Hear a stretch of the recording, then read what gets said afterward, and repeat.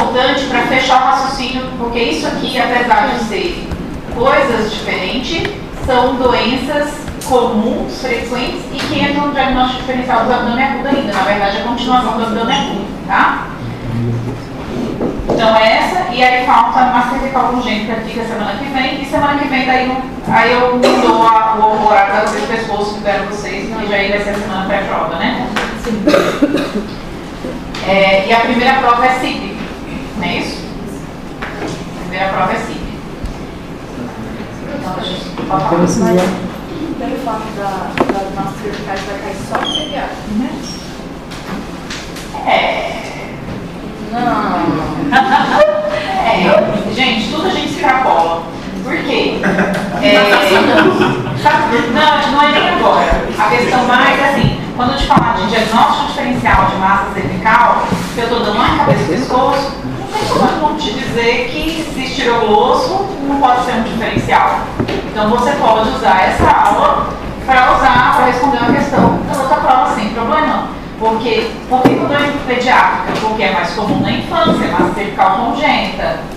Mas é proibido ter no adulto? Não. E é cabeça e pescoço do mesmo jeito. Então é a aula que mistura nas duas coisas. Tá? Slide.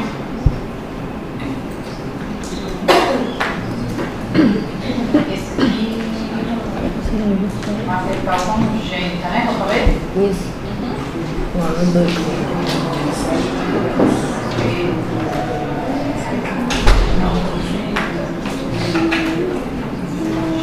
Esse vai cair. Quem que vai receber? A Bárbara tá ligada.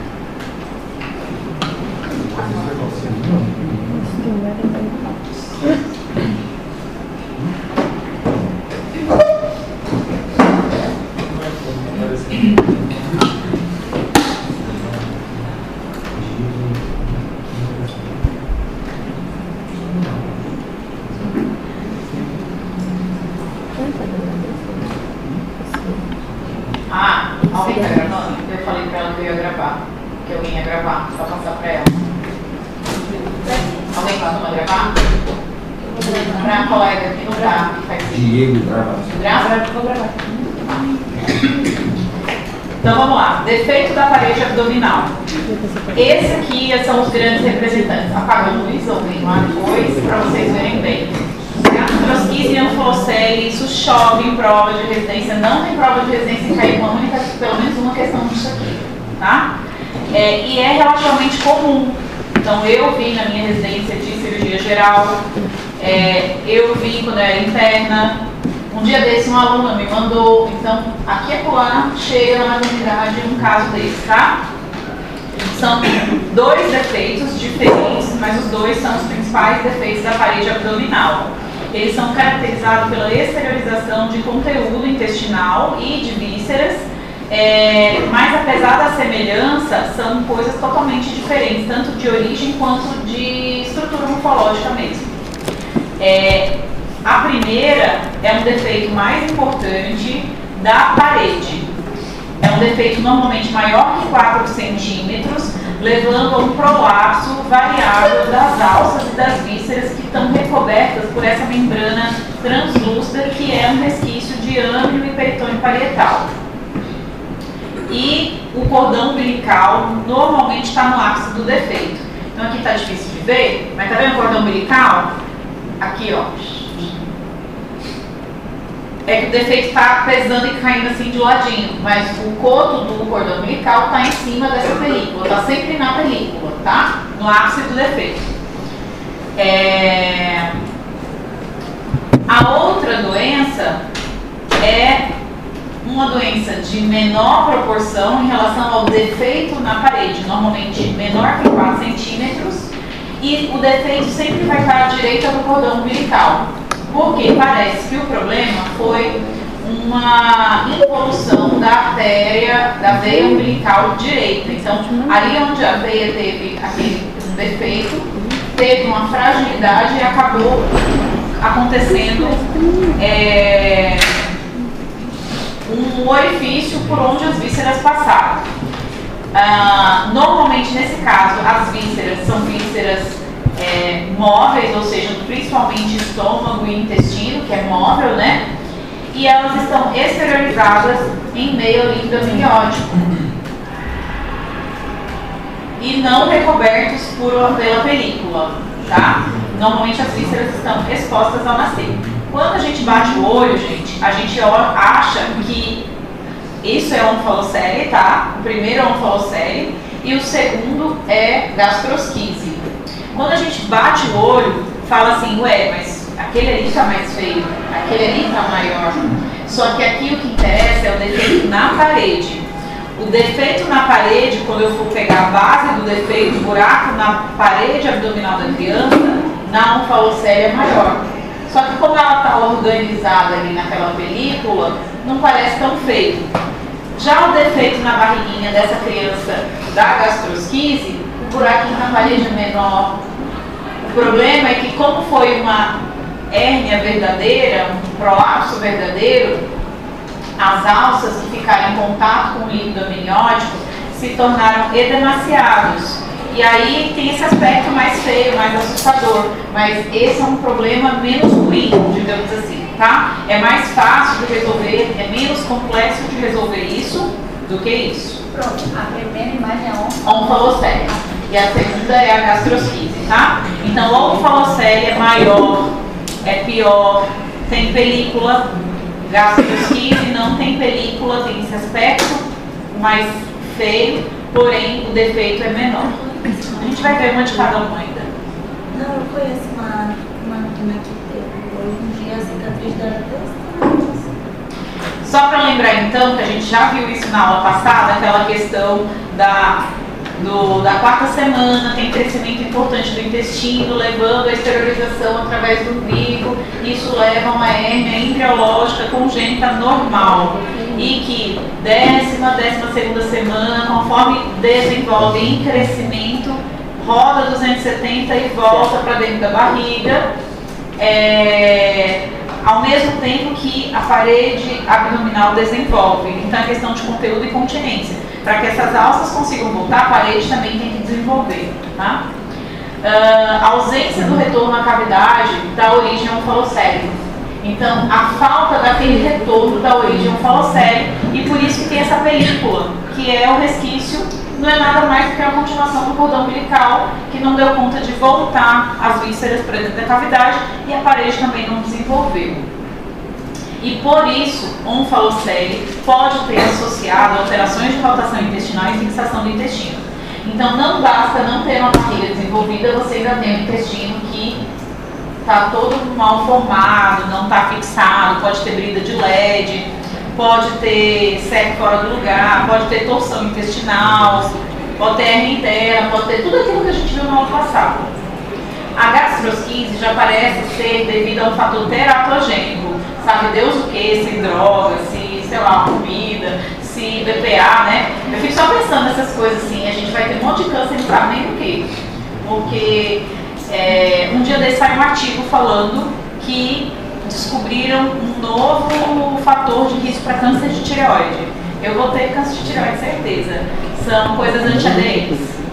Materiais que produzem coisas antiaderentes. Então, panela antiaderente, roupa impermeável, até absorvente feminino que tem alguma coisa ali impermeável pode estar relacionado desenvolvimento de câncer de tireoide. E aí tudo, né, que a gente vê. Se não come panela de ferro, você come ferro. Alumínio tem alumínio. A de cobre vai cobre. A de barro come barro. Aí se fosse alguma coisa tinha morrer, né?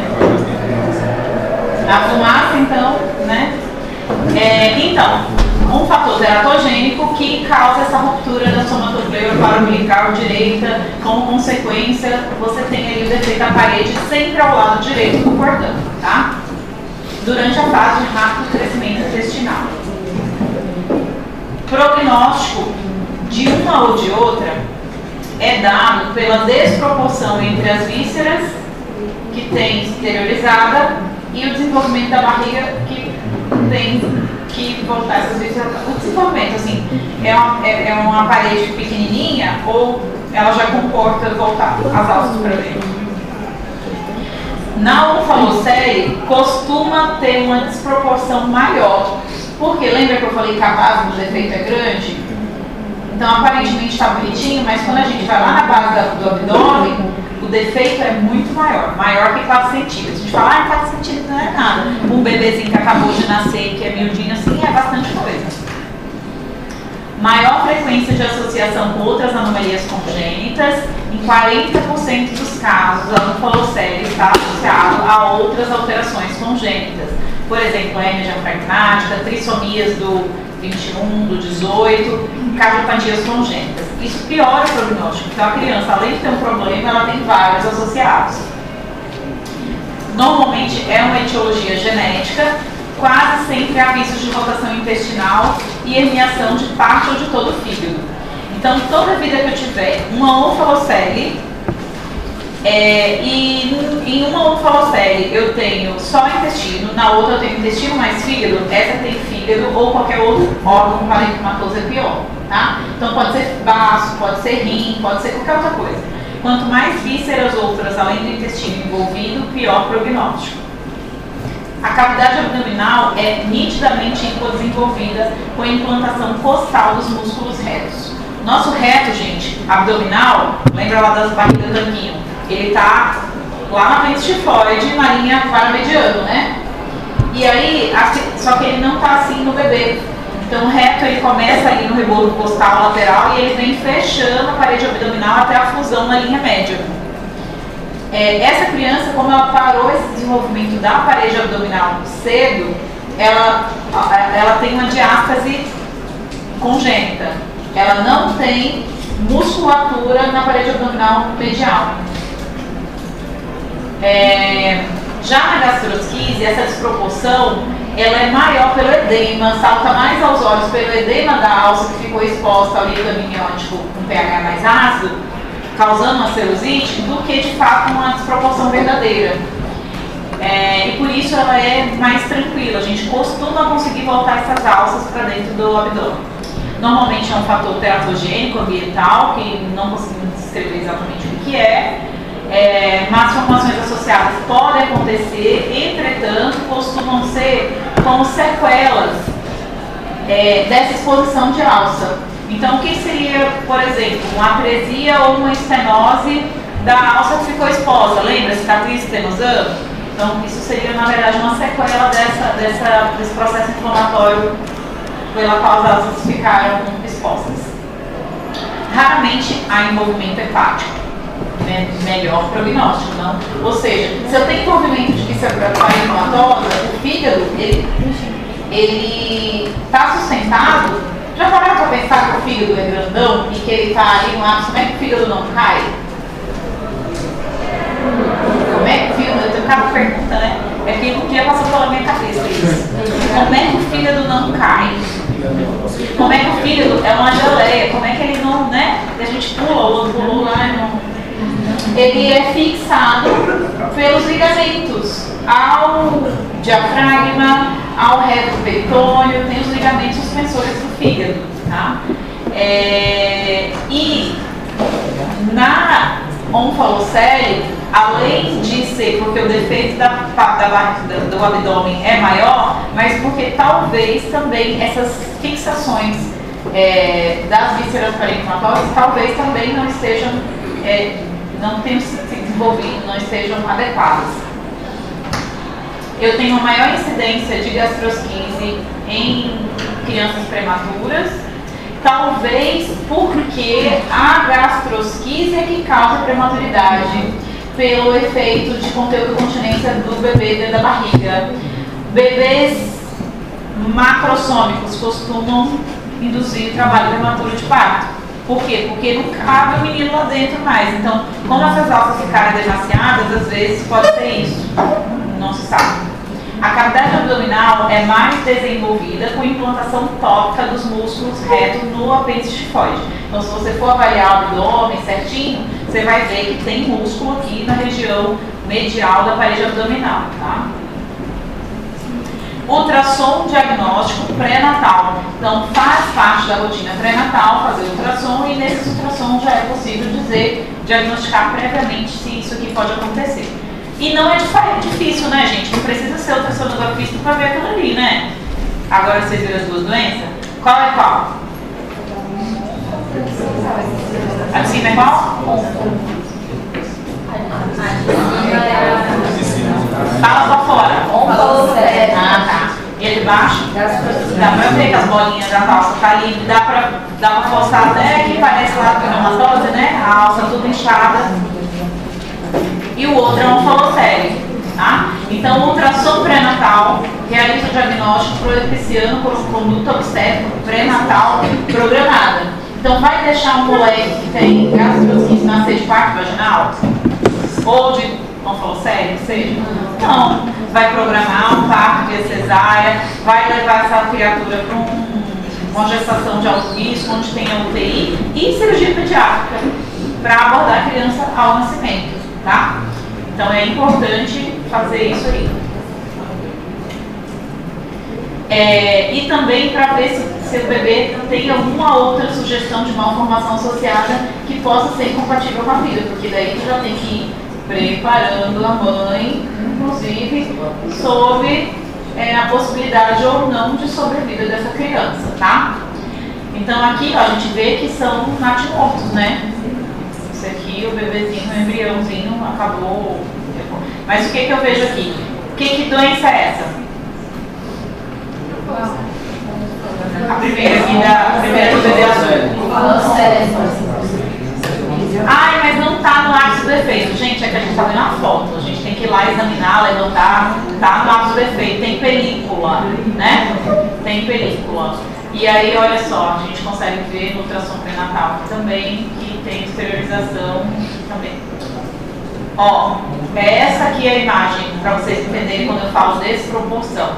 Então, isso aqui é um desenho de como se fosse o corte do abdômen do bebê. O vermelho é o conteúdo que deveria caber lá dentro. E o defeito é esse buracão aqui, tá? E tem muita alça para fora. Então, se eu empurrar essas alças para dentro aqui, vai caber? Talvez caiba, talvez não. Agora esses aqui, ó, o defeito é pequenininho, a parede está desenvolvida. Se eu empurrar, cabe? É mais fácil de caber. É esse o raciocínio entre as duas doenças. O tratamento ideal é redução cirúrgica das vísceras com fechamento abdominal primário assim que nascer. Para os dois casos. Desproporções importantes, há um grande comprometimento hemodinâmico e respiratório devido ao aumento da pressão abdominal. Vamos lá. Eu acho que eu já comentei isso com vocês quando eu falei de síndrome de compartimento. Lembra? Ano passado, eu já introduzi alguma coisa. O menino nasceu, vai morrer da gastrosquise ou da falocele se ele não tem nenhuma outra malformação genética associada? A princípio não, tá? Mas a gente tem uma certa urgência de devolver as vísceras para dentro da cavidade. Primeiro, o bebezinho, quanto mais molinho, as vísceras, ele nasce, o intestino não está repleto de ar, ele não deglutiu, ele não comeu. Então é mais fácil a gente fazer isso já do que a gente esperar e desenvolver e botar o intestino para dentro. Então o momento é ao nascimento, imediatamente. Então o ideal seria, a cirurgia pediátrica já está esperando ali quando for fazer a cesárea. A sala pronta do lado para já abordar a criança, tá? Aí, numa sala eu tenho uma gastrosquise e aqui na outra eu tenho um onfalocele, tá? As duas vão tentar fechamento primário. A gente já sabe que a chance de conseguir um onfalocele é menor. Já sabe, mas a gente vai tentar. Quando eu empurrar essas alças aqui para dentro da barriga, o que vai acontecer? Aumento da pressão intra-abdominal. E isso tem um limite. Fisiologicamente, teoricamente, se não me engano, são 20 milímetros de mercúrio que as vísceras abdominais toleram para que não sofram hipoperfusão tecidual. Então, a gente enfia o intestino lá dentro, aumenta a pressão intra-abdominal, por consequência, há uma compressão da veia cava inferior e diminuição do retorno venoso para o coração. Também a compressão do diafragma, lembra quando você está comeu um bocado, tem que até abrir a calça porque você não consegue respirar?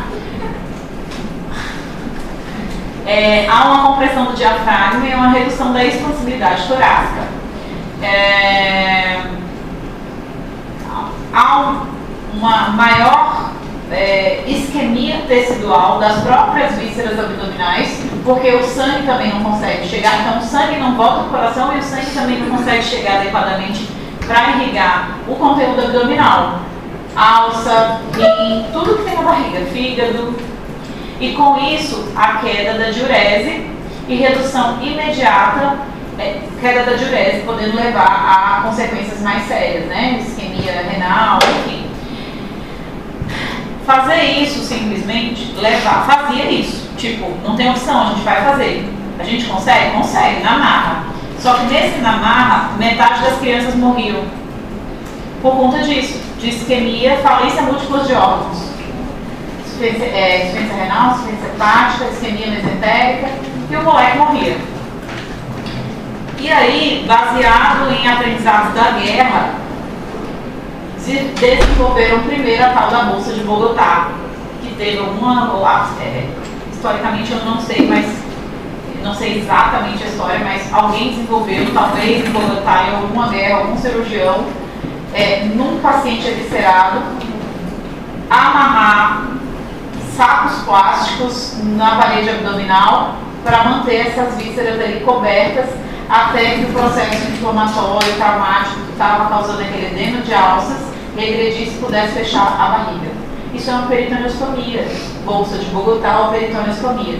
Isso ainda é uma técnica que a gente usa em pacientes traumatizados, traumas abdominais fechados, pacientes críticos, damage control. E aí a gente extrapola isso aqui também para essas crianças, só que a gente aqui chama SILO, fechamento abdominal estadiado, ou SILOS, tá?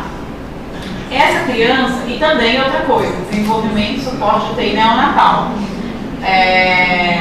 Porque essa criança vai precisar ficar sedada, entubada, monitorizada, em nutrição parenteral, porque não dá para passar comida para ela, em ventiladora a volume, associada a técnicas cirúrgicas de redução estadiada, tá? Então, o primeiro passo de redução primária. O que é a redução primária? Fez a cirurgia, vamos fazer de tudo para enfiar isso na barriga no primeiro momento, independente de ser um colossério ou gastrosquise. Anestesia geral, com curarização. O que é a curarização?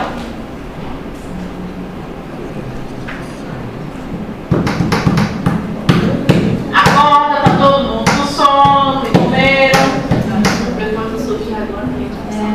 Curare, o que é curare? Ninguém sabe? Ou tá faltando cultura idiota do Discovery. Ai, não é idiota não, vou retirar, não é nada de idiota, tem muita cultura. Meu filho já sabe cada coisa que eu falo assim, meu filho já aprendeu isso. É bizarro. Discovery. Curare, sapos da Amazônia, bloqueadores neuromusculares. Começou um curare do sapo, do índio, que fazia dardos e paralisava a pessoa. Nossa, vocês são daqui, vocês não sabem disso. Bloqueadores neuromusculares foram os primeiros desenvolvidos, Nossa, vocês não tiveram, vocês já tiveram anestésio? Eu tenho. A gente vai chegar nessa parte. Pelo amor de Deus, tem que ter a história da medicina. Curare, pergunta, professor, o que é curare? Uma pede para ela sentar lá. Mas é do sapo, descoberto pelos índios, a medicina indígena. É aquele negócio que queima assim? Não, isso é outra coisa. Aquele ali dá barato, aquele é outro alucinógeno. Esse curare é que o pessoal vai lá rápido. Não, esse é o que ela tá falando, esse aí é alucinógeno. Isso é outra coisa. O curare era dos dados do filme, gente. Todo mundo viu um filme que o índio vai e aí a pessoa fica lá paralisada. Isso é curare. Do sapo é do Passa a coisa. É outro sapo, gente. Tem um sapo só.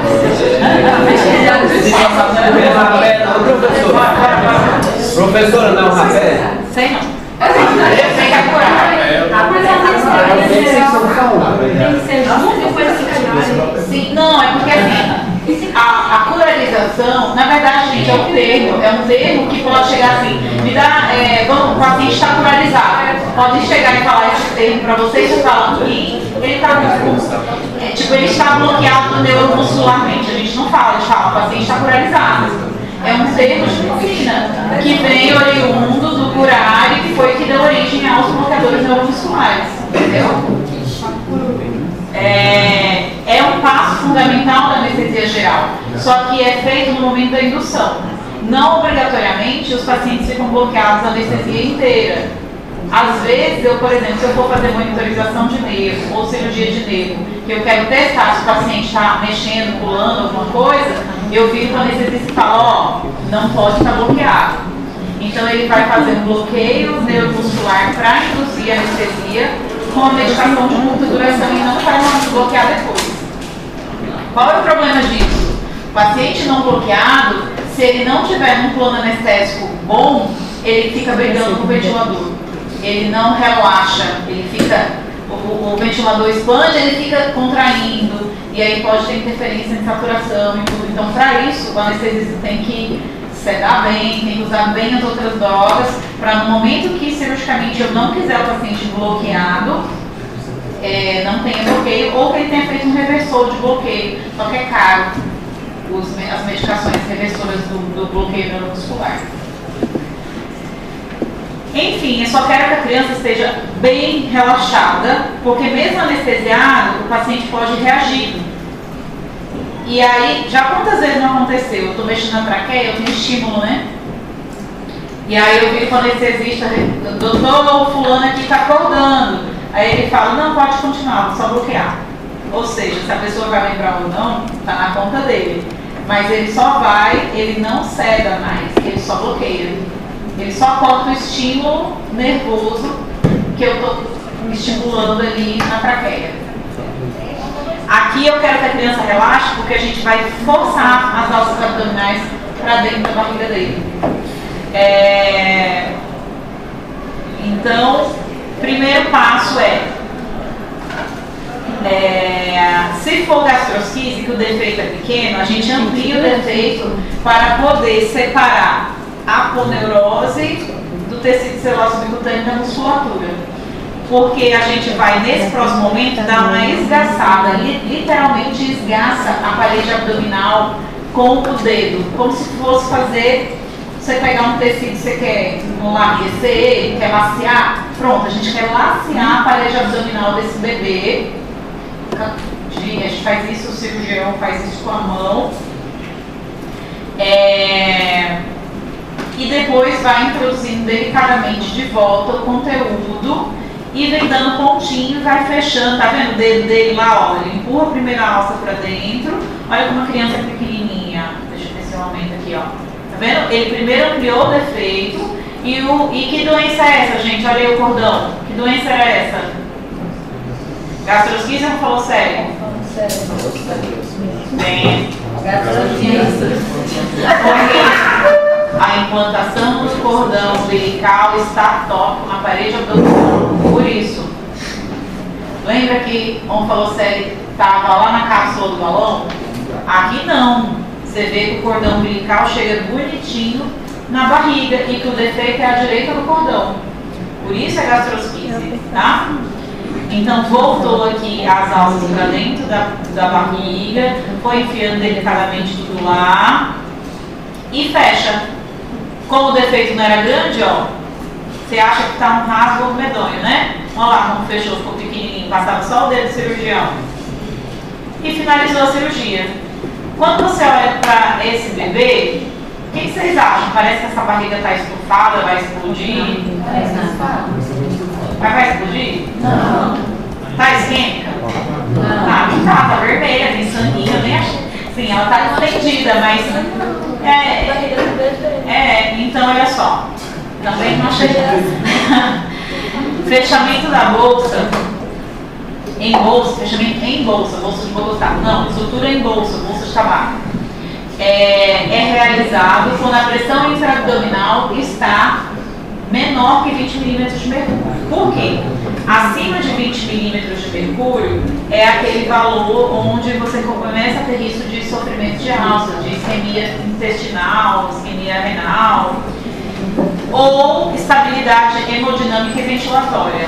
Quem vai te falar de instabilidade hemodinâmica e respiratória é o anestesista, que imediatamente quando você faz isso, a criança pode descompensar, pode começar a cair PA, ela com certeza vai ficar taquicárdica, vai ter alguma alteração, a pressão ventilatória pode aumentar. Então a anestesista vai te falar, e aí, ela ficou bem? Aí a gente espera. A anestesista, eu acho que ela vai aguentar. Aí beleza, deixa. Mas pode ser que a gente chega nesse momento e o anestesista, ó, a criança não tá bem não, libera esse troço aí. Aí solta. E aí tem que optar, nesse caso, pelo estadiamento, pelo fechamento estadiado, que é a tal da bolsa, o silo, fechamento em silo, tá? Esse bebê em específico, dá pra ver que ficou bem, né? Então, deixa quieto, terminou a cirurgia por aí. Vai ficar na UTI, sedadinho, com nutrição parenteral no tempo, até que os parâmetros ventilatórios dele fiquem tranquilos. Que a gente viu que a barriga, porque assim, gente, a nossa pele e bebê, então, é super extensível. Então, daqui uns dias isso acomoda, o organismo dele lida bem com isso, para daí acordar ele e começar a passar a dieta via enteral, até liberar, até estubar, até que ele ir para casa lindo, gostoso, tá?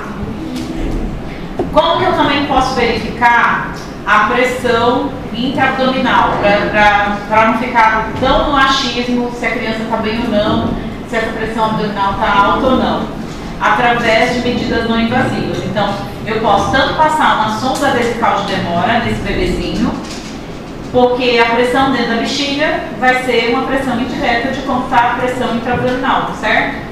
Então, pode conectar um esfígmo, existe uma forma de aferir a pressão do balonete de Foley dentro da bexiga, para daí saber quanto está de fato essa medida, ou pode passar um catéter central via femoral para você avaliar essa pressão da veia cava, essa pressão direta, invasiva, né? Só que isso é mais difícil, eu acho que isso na prática a gente não faz muito. E isso aqui é o fechamento estadiado.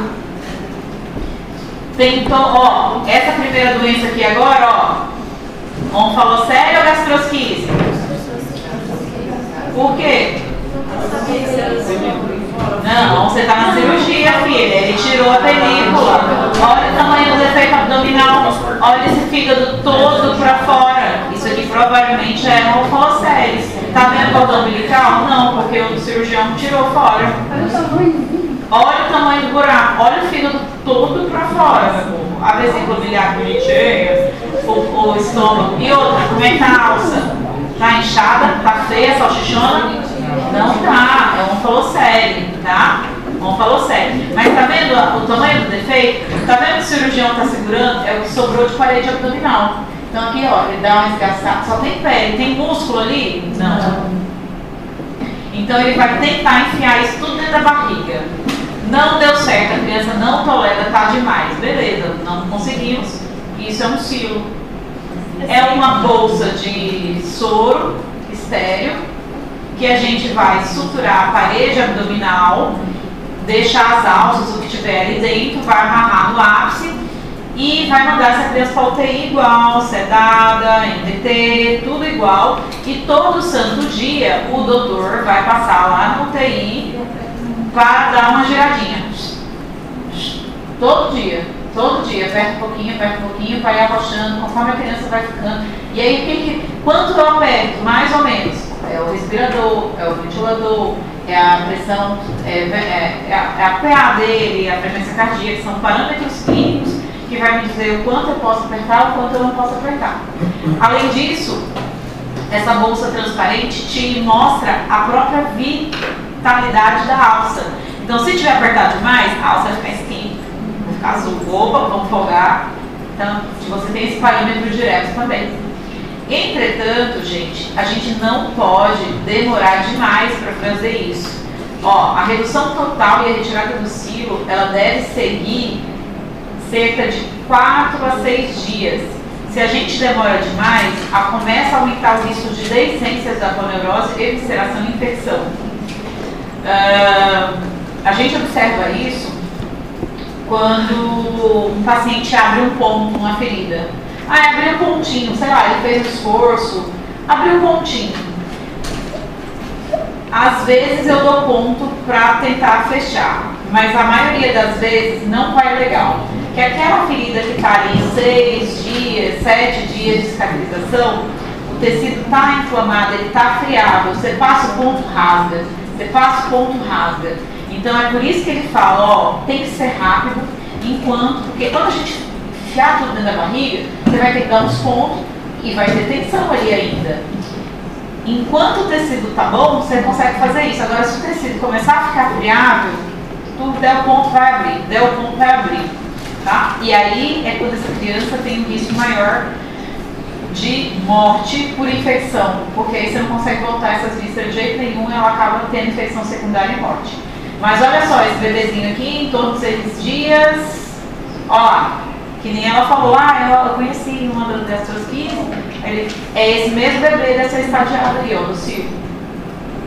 Mas ele vai evoluir bem assim, se for só essa patologia.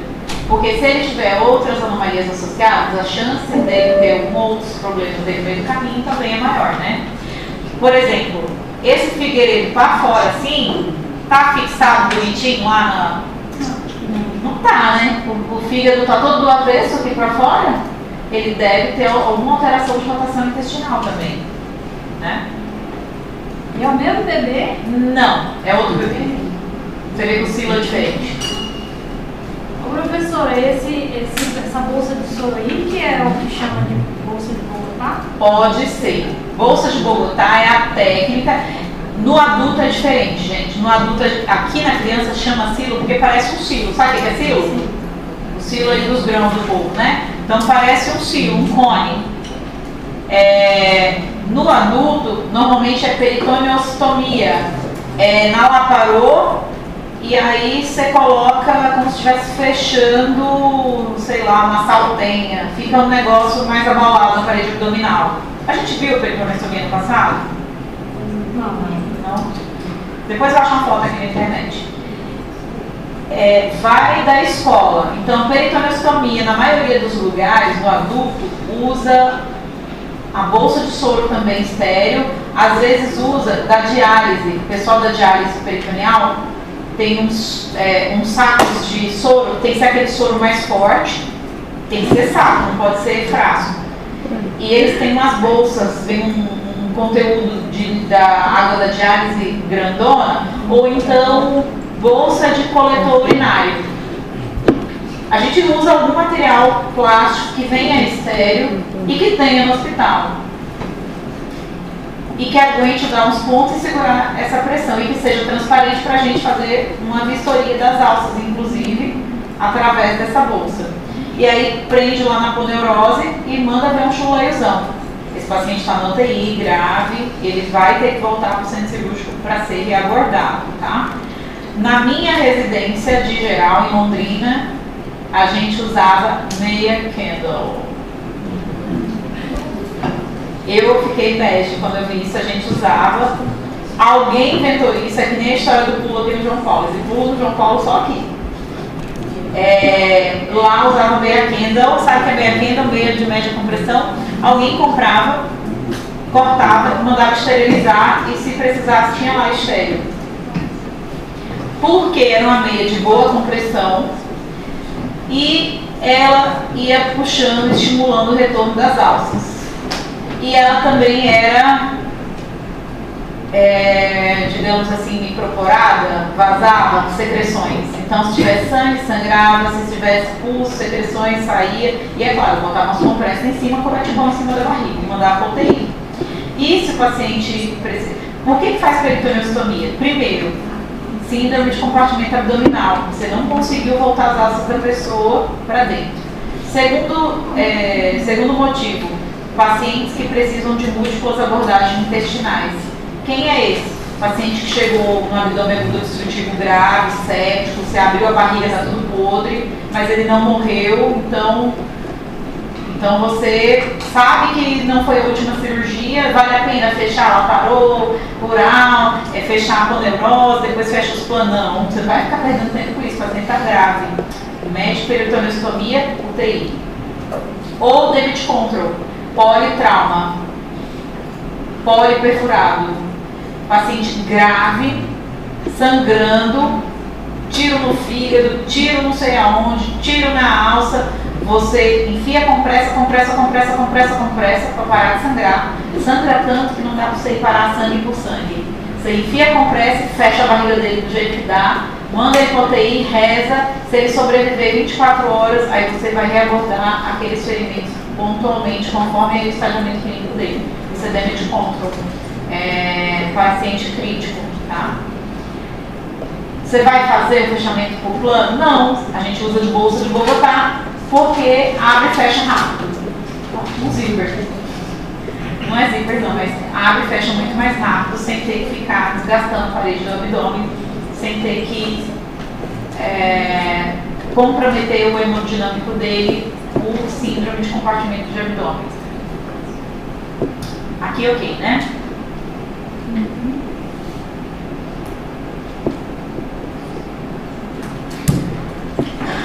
Hérnia umbilical. Lembra que eu falei que hérnia inguinal é igual cirurgia? Hérnia inguinal congênita no bebê diagnosticou ou operou. Diagnosticou ou operou. Pode ser de urgência ou urgência relativa. A hérnia umbilical é diferente. Hérnia umbilical é provocada, é bem comum, é provocada pelo fechamento incompleto ali das faces do reto abdominal na cicatriz umbilical. É bastante frequente, especialmente em crianças com baixo peso de raça negra. 80% vai evoluir com fechamento espontâneo até 5 anos de idade, sem um grande risco de encarceramento. E por conta disso, não precisa de tratamento cirúrgico imediato, exceto se encarcerar. Aí você vai orientar, ó, se tiver sinais de encarceramento, corre pra cá. É raro. Se tiver anel herniário maior que 2 centímetros, como é que eu vou saber disso? Enfiando o dedo. Você enfia o dedo para ver. Não é o que você está vendo de bolinha ali não, tá? É o defeito na parede. Que a bolinha às vezes é uma alcinha, uma gordurinha. Então você enfia o dedo no umbigo do menino para tentar ver. Tem mais que 2 centímetros? Se tiver mais que 2 centímetros, é mais difícil que ele feche sozinho, espontaneamente. Então está indicada cirurgia nesse caso. 2 centímetros tipo de largura? De largura do anel, da hérnia. Tem um buraco aqui, ó. Quanto tem? Aí tu que vai, por exemplo, enfiou um dedo, ok. Teu dedo é 1 centímetro, teu dedo tem 2.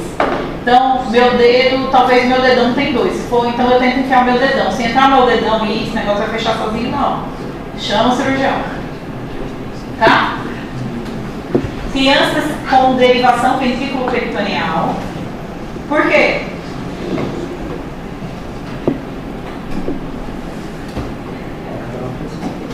Porque aumenta a pressão intraabdominal. Então, se ele tinha chance de fechar espontaneamente, não vai fechar mais. Pensando dessa mesma forma, que outras crianças teriam indicação de cirurgia que não está aqui?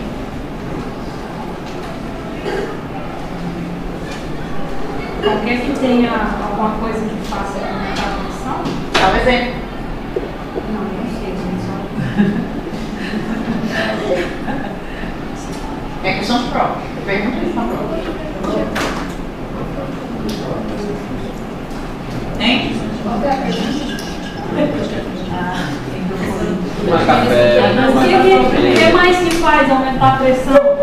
Que outra criança teria também pressão abdominal aumentada que justificaria indicar cirurgia antes dos 5 anos? Aquela da primeira aula.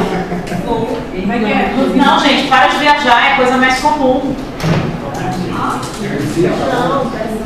Não, agora você pode mostrar. Viagem geral, ele tá acabando. Hã? Não, gente, é mais trancquilo. Tolerância à lactose. Pode ser tensão abdominal. Pode ser uma criança nefropata. Acite. Então, as crianças nefropatas, e gente tem criança nefropata, tá? Você for aí na pediatria, nos lados da vida aí, vocês vão ver quanto tem menino inchado por aí. Nefropatia com ascite, tá? E qual é a maior causa de ascite na infância? Nefropatia. O que mais? Tem uma causa mais simples. Mais simples que intolerância.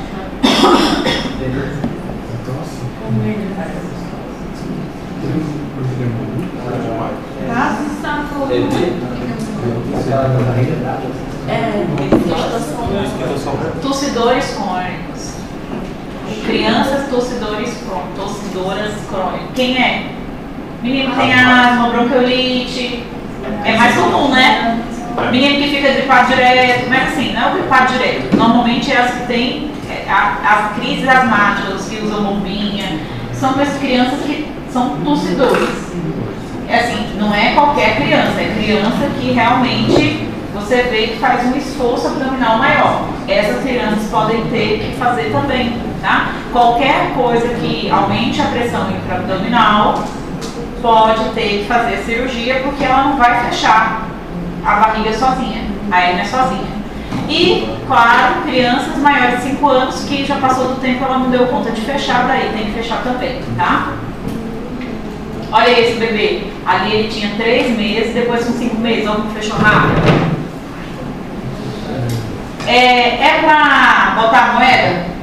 Não. Faixa? Não. Tá? Não é adequado, tem que explicar pra mãe que na verdade pode ter riscos associados de infecção, sei lá, moleque dessa idade, de repente a moeda cai, ele bota na boca, engole, ele molha por aspiração do negócio, tá? Não fazer essas outras coisas. E divertículo de Meckel, eu acho que é o último, gente. Divertículo de Meckel, vocês já sabem o que é. Lembra? Resquício embrionário do negócio que deveria ter voltado para dentro da barriga e não voltou, que está mais ou menos ali 50 centímetros da válvula iliocecal. É um divertículo verdadeiro. O que significa isso? Ele é composto por todas as camadas da parede embrionária, oriundo desse fechamento incompleto, deveria ter acontecido até a 12ª semana de gestação. O divertículo que tem nome assim, que é bastante comum em provas, que as pessoas gostam de lembrar, é o de Zenker. Esse é um divertículo falso, é um pseudodivertículo que acontece lá na parede posterior da faringe, tá? Divertículo de Zenker no pescoço, e Meckel, esse do delgado. Costuma ser pegadinha de prova de residência a confusão entre os dois divertículos. Ele, por conta dessa imagem, dele ser o resquício lá do cordão embrionário, ele está sempre na borda antimesentérica, porque foi o meso que veio puxando para dentro, né? Então, obviamente, ele sempre vai estar na borda antimesentérica, e ele pode ter um pedículo vascular próprio por conta daqueles vasos embrionários também. Então, por isso, ele também sangra pra caramba, igual o apêndice. O apêndice tem vaso próprio, ele também tem vaso próprio. E posso ter resquício embrionário de mucosa gástrica ou pancreática dentro dele, em 50% dos casos. E, por isso, esse tecido ectópico é o que faz sangrar. O cero, a mucosa, ele tem pedículo vascular, sangra. Então, isso aqui, gente, é a maior causa de abdômen agudo hemorrágico. Lembra que tinha abdômen agudo hemorrágico porque vocês faziam confusão com o isquêmico? Então, qual que é o abdômen agudo hemorrágico? Aquele que sangra para dentro da luz. Então, na infância, esse aqui é a principal causa, tá? Por conta de tecido ectópico da mucosa gástrica ou pancreática, que ulcera a mucosa e sangra. E o sangue daqui vai ser que tipo? De alto ou baixo? Hemorragia digestiva alto ou baixo? Qual é o aspecto desse sangue aqui?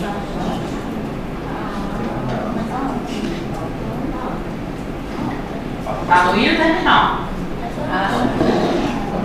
É baixo. Tá?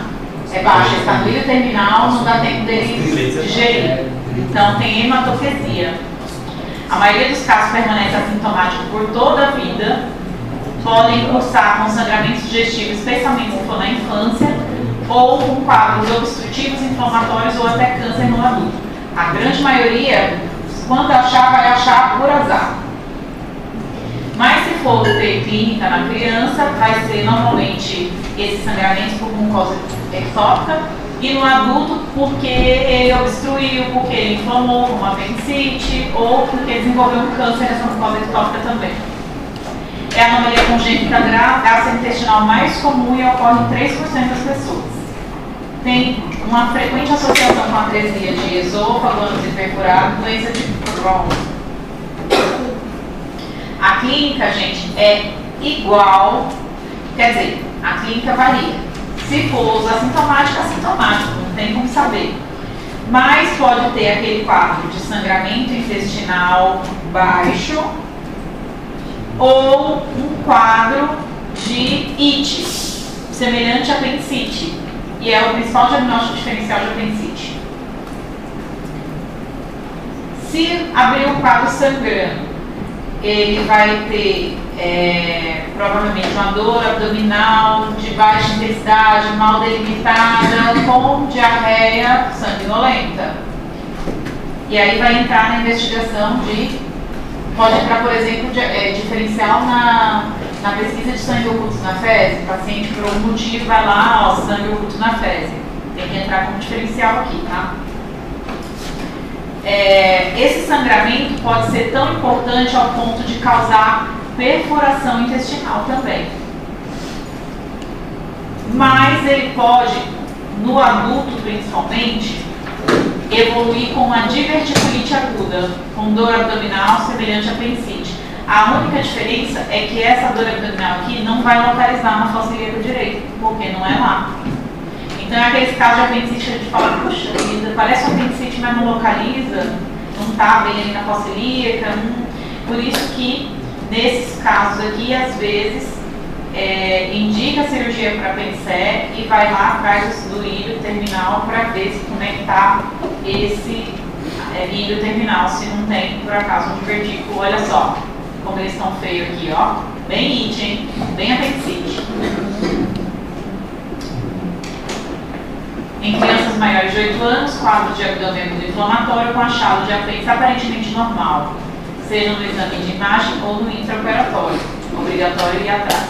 E pode ser obstrução também por enterolito, ou seja, foi acumulando cocô ali e acabou obstruindo, ou ele serviu como hernia interna, ou torção do divertículo, fez uma diverticulite por torção do pedículo vascular, ou inversão do divertículo simulando um pólipo com obstrução da luz, bridas inflamatórias por essas diverticulites recidivantes, invaginação. Lembra que uma das causas secundárias de invaginação recorrente ou em crianças maiores de 2 anos tinha que lembrar de divertículo? Isso aqui pode ser uma cabeça da invaginação ali do ilho terminal. Ou obstrução meconial. O quadro de abdômen agudo obstrutivo, nesse caso, com dor, vômito e distensão delgado.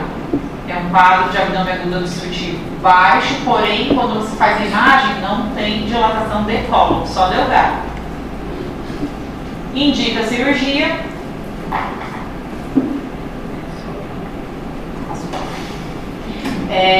E se tiver diverticulite, o tratamento é cirúrgico. Vocês sabem como dar o nome disso aqui? O que vocês estão vendo aí? Vocês já estão vendo os slides aí, né? Vou passar, vai. O primeiro, gente, eu levei, quando eu era residente, era super raro, eu levei um pôster do Colégio Brasileiro de Cirurgiões, que é a hérnia de Amiande. É quando você tem um apêndice secal dentro de uma hérnia inguinal indireta. E no meu caso em particular, é uma síndrome de Fournier. Você sabe o que é Fournier? Não é a bactéria, é quando você tem um escroto agudo necrotizante. Normalmente o escroto agudo, mas eu peguei já a Fournier em mulher também, secundário à depilação. Síndrome de Fournier nada mais é do que uma fascite necrotizante pélvica que normalmente é secundária a um escroto agudo no homem, uma infecção começou na região escrotal. E como eu falei, né, essa mulher era uma moça jovem de bom discernimento, nível socioeconômico, que numa depilação de a cera desenvolveu o síndrome de Fournier também. É como se fosse o equivalente do abscesso retal profundo na região perineal, faz paciente necrotizante, tá? E nesse meu caso, o paciente, quando a gente estava desbridando lá a região escrotal dele, eu vi um negocinho assim, e eu até brinquei na hora, eu era R1, olha, é um apêndice. Aí o chefe, não, R1 só vê apêndice, porque a única cirurgia que deixa R1 fazer é apendicite, né? E aí, como é que era? Foi super legal. O paciente morreu depois, mas foi legal.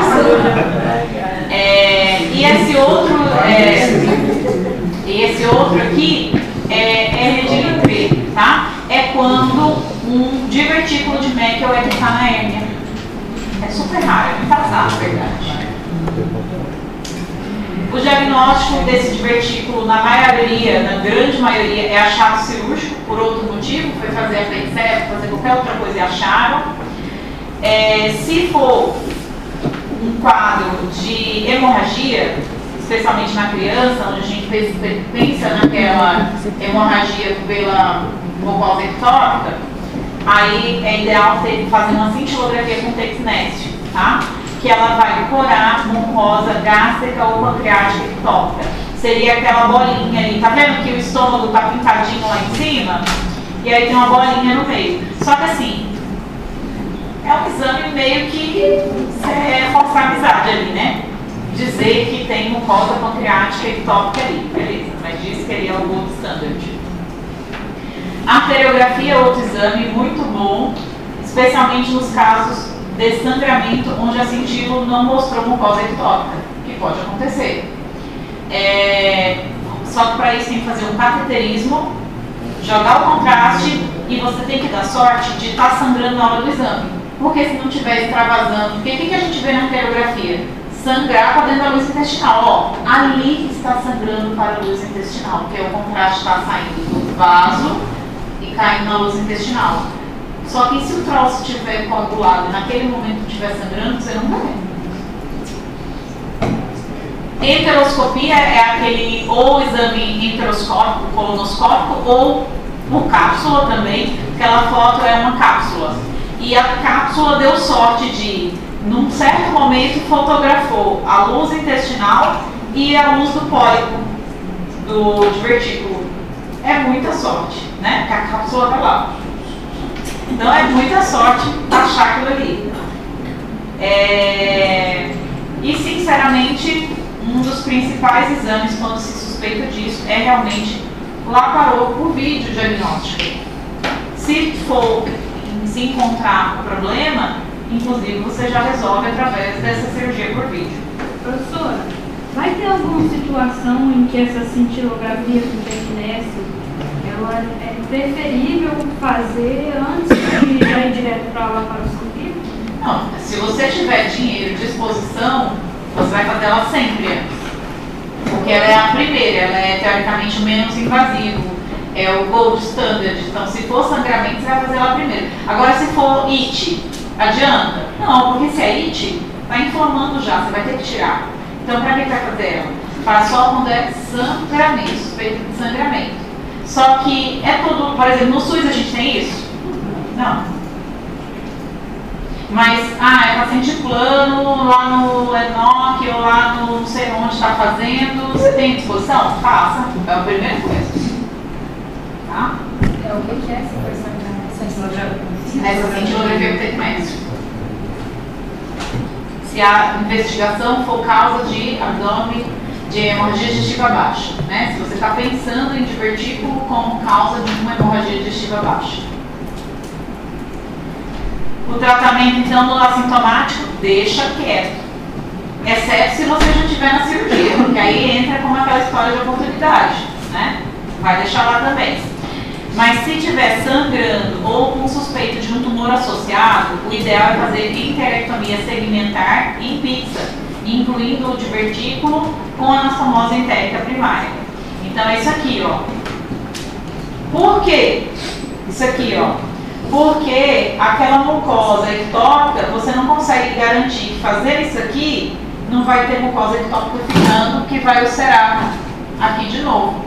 Então, quando tem suspeita de câncer, margem de segurança. Quando tem suspeita de sangramento com mucosa ectópica, margem de segurança. Ressecção segmentar em pizza, mais anastomose ínfero-êntero. Aqui, o que foi que eles fizeram isso? Porque foi uma diverticulite.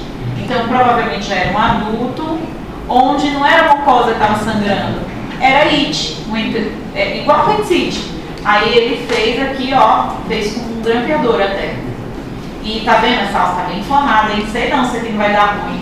Concorda que essa alça tá com cara de quem vai dar B.O. aí? Né? Muito vermelha, não tá com alça aspecto normal. Tem cara de it aqui. Pode ser que dê ruim, ninguém falou o que aconteceu aqui depois. Mas pode fazer descenso e perfurar aqui. Diverticulite não complicada, diverticulectomia por vídeo, foi o que eles fizeram aqui. Mas você tá vendo que nem foi por vídeo isso aqui, né? Isso aqui é aberto. Tá vendo lá os tecidos ali, ó? Puxaram a tripa pra fora pra fazer isso aqui. Deviam ter feito isso aqui. Casos complicados devem ser identificados. Lê alguém, por favor. Mulher de 38 anos de idade veio ao serviço de urgência do hospital de Braga por dor abdominal no quadrante inferior direito com dia de evolução. Negava febre, anorexia, vômitos ou alterações do trânsito intestinal. De antecedentes relevantes, referia alergia à penicilina e metoclopramida. Ao exame físico, apresentava dor à palpação na fossa ilíaca direita, que engravava com a descompressão. Analiticamente, apresentava apenas ligeira leucocitose, 12.600. Hipótese. Perante o quadro clínico sugestivo de apendicite aguda, foi proposto à doente a realização de apendicectomia de urgência, que foi aceita. Iniciou-se a cirurgia com uma incisão transversal na fossa ilíaca direita. Identificou-se o apêndice iliocecal, que se apresentava sem sinais de inflamação macroscópicos, tem sido ressecado. A apendicectomia de oportunidade. Sim. Chegou lá, estava branco de vergonha, vamos fazer. Perante a esta situação, procedeu-se à exploração da cavidade abdominal, a fim de procurar outras causas que justificassem o quadro sintomatológico da doente. Após a exploração de aproximadamente 50 centímetros do ilho terminal, encontrou-se um divertículo de Merkel com sinais de perfuração na parte distal. E a inspeção, observou-se a presença de um palito que estava a perfurar a parede do divertículo. Ressecou-se o divertículo com máquina de sutura automática e enviou-se a peça cirúrgica para anatomia patológica. Esse caso é outro caso igual, na verdade vocês vão ver, ó, porque eles usaram a mesma imagem, a mesma foto. Eu peguei na internet, um plagiou o outro, não sei quem foi. Mas foi um outro cara também, que tinha uma história também bem parecida de apendicite. Na verdade, lê, vai, já tá aí, lê, só pra vocês verem. Lê outra pessoa. Vai indo, vai, brilha. Paciente masculino, 27 anos de idade, a pedido de pronto-socorro do Hospital Universitário Evangélico de Curitiba. Relatava dor abdominal, tipo cólica, e fossa ilíaca direita há um dia, de início súbito, acompanhada de febre, náuseas, vômito e distensão abdominal. Relatava ter o diagnóstico de transtorno bipolar em tratamento com carbolítio e risperidona, sem outras comorbidades. Não apresentava história de operações prévias. Ao exame físico, apresentava-se em bom estado geral, comunicativo, com mucosas úmidas e coráveis, febril, taquicárdico e normotenso. Abdômen distendido e dolorosa palpação superficial e profunda na fossa ilíaca direita, com descompressão brusca dolorosa na elementrotopografia. Ruídos hidroaéreos normais, os exames laboratoriais atestavam leucocitose de 12.800, sem desvio à esquerda. Hipótese nesse momento aqui. é doido, né? A pessoa botou um carbonite ali, ele pode estar simulando, pode não sei o quê, Com hipótese diagnóstica de apendicite aguda, o paciente foi submetido ao procedimento operatório por incisão oblíqua sobre o ponto de McBurney. No intraoperatório, observou-se moderada quantidade de secreção seropurulenta na fossa ilíaca direita e em fundo de saco, em presença de vestíbulo de Merkel a aproximadamente 65 centímetros da válvula ileocecal. Um processo inflamatório associado à perfuração por corpo estranho, que, após manipulação, verificou-se ser um palito Foi realizada a apendicectomia e diverticulectomia, com síntese da parede leal em plano único, e posterior limpeza da cavidade, revisão da cavidade, hemostasia e fechamento da parede. Só ver aqui, ó. Quem pode eu tenho. É isso, gente. Então, aqui foram 2 exemplos de corpo estranho, né? Ainda tem essa possibilidade. É raro, mas poderia ser simplesmente uma diverticulite como diferencial de apendicite, especialmente naqueles apendicites brancos, é obrigatório ir procurar, tá? É isso. Muito obrigada. Liga lá a luz. Deixa eu fazer a chamada para quem estava aqui, né? Valorizar quem veio, né? Exato.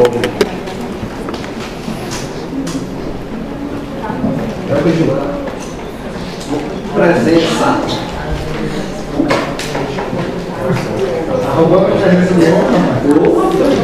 Chegou onde é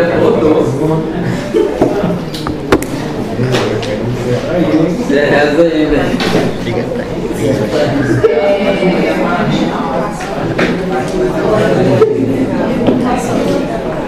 Amanda, presente. Ana, presente.